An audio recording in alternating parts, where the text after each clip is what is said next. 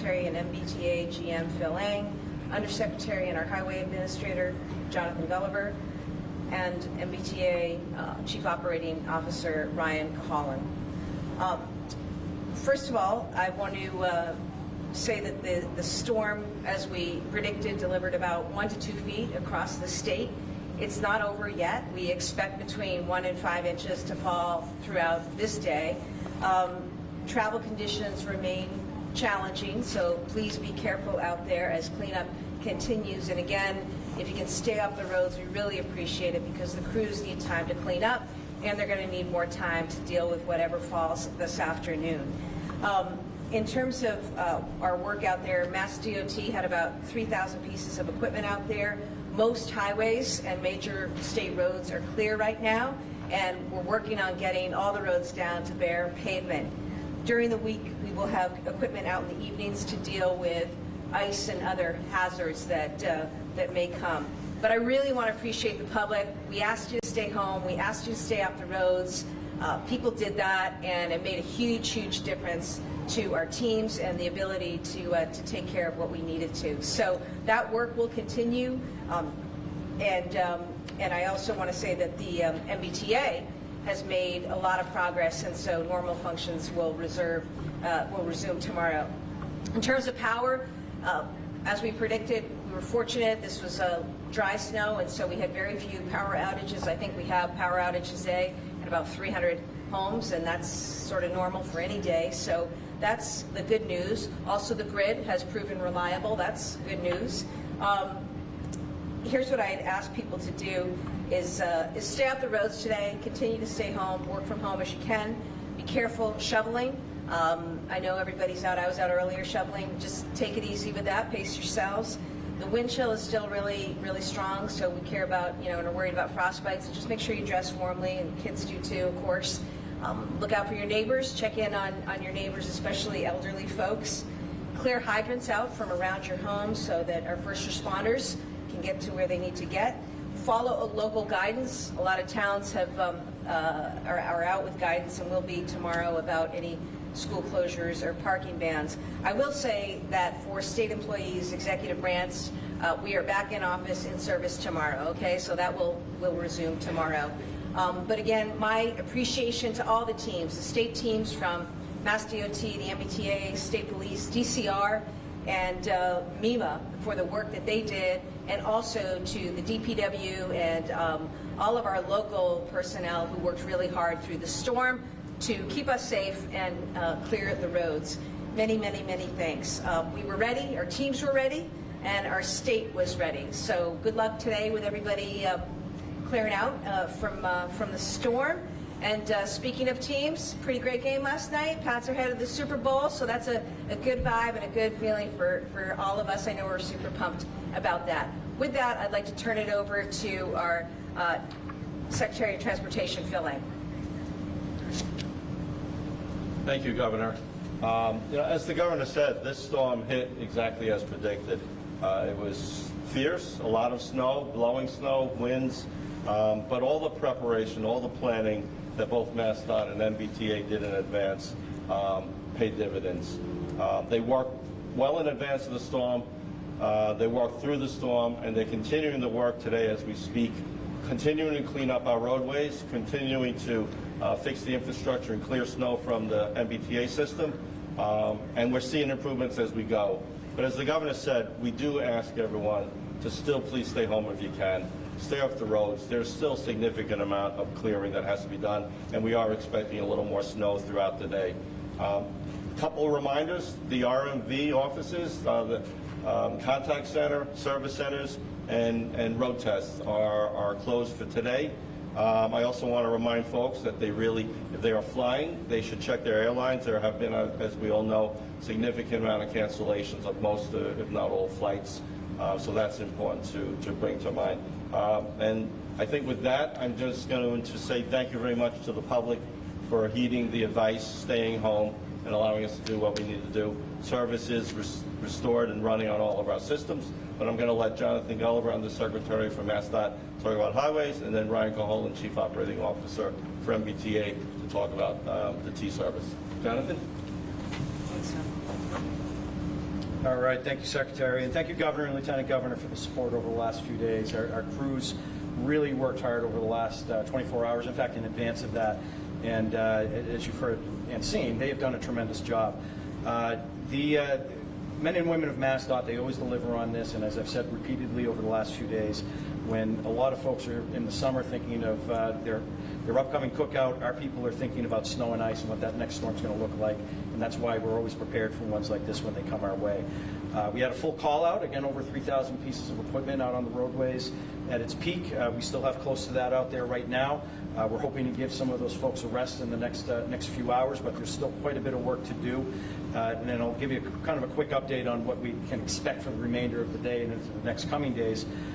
First off, crews have a lot of work left to do, both on the highways and on local city streets across the state. This was a big storm, delivered a lot of snow. We have to find places to put that snow now, so there's a lot of work going on statewide. Again, regardless if you're a local municipality or our folks on State Highway, they're pushing back those snow banks, opening up those roadways, really widening things out. Things are going to be narrow for the next few days with those big snow banks, but we're right now pushing those back and really trying to open up those roadways again, pushing back those shoulders and opening up those lanes and catch basins and other critical infrastructure on the road. As I said, we hope to give our crews a rest later on today, but we're going to be keeping quite a few folks on throughout the end of the day and into tomorrow to deal with the remaining snow that's coming our way. But also, if you're somebody who is an early morning driver, what to expect. We are dealing still with very cold temperatures on our roadways. Some of the snow that's out there right now is going to melt from what we're putting on it with the salt and the treatment.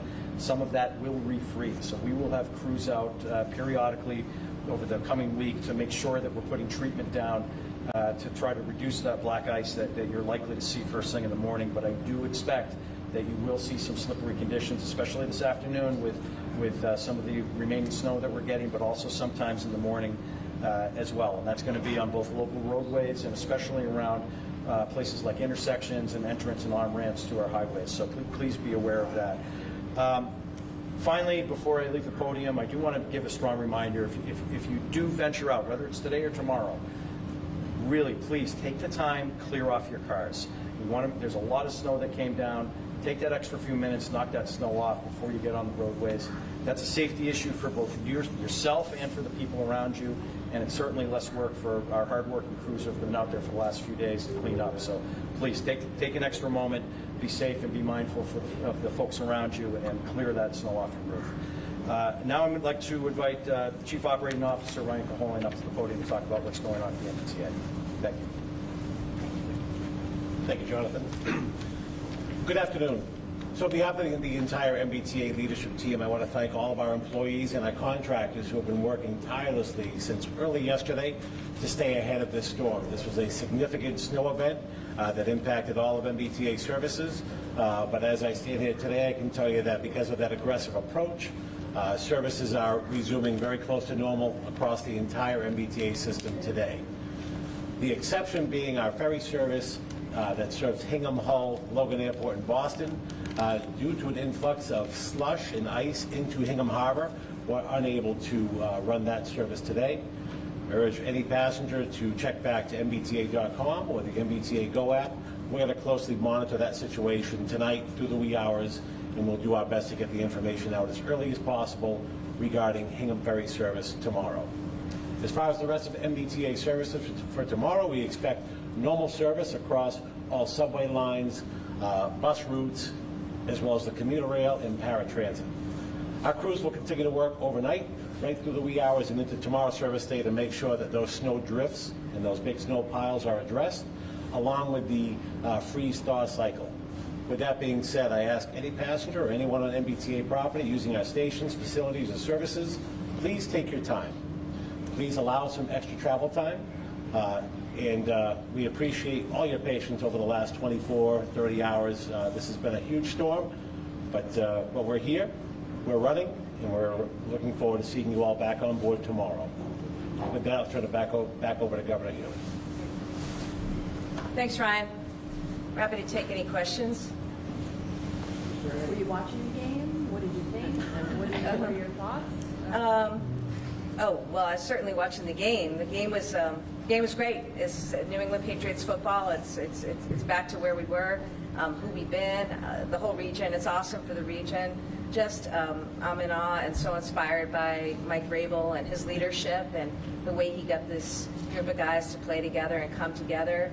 And awesome performance by them yesterday in really tough conditions. So awesome job by the defense, and Drake May was there when he needed to be to run. So we welcome them back home. They're coming home today, and it's going to be a great couple weeks getting pumped up and seeing them off, and I'm looking forward to it. In terms of Yesterday, there was that unfortunate plow accident. Are you able to comment on that little accident? Yeah. We talked earlier about, I think, how really good this storm was in terms of the public's cooperation and the way that teams were able to get out and keep people safe and clear the roads and minimal power outages and all those very, very good things. But we also had a real tragedy yesterday, in that there was a couple walking through an MBTA commuter rail parking lot. They were struck by a plow, one of the contractors from the commuter rail company, and the wife was killed. I've spoken with her husband.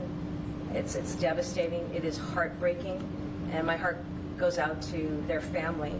Very, very, very sorry to see that.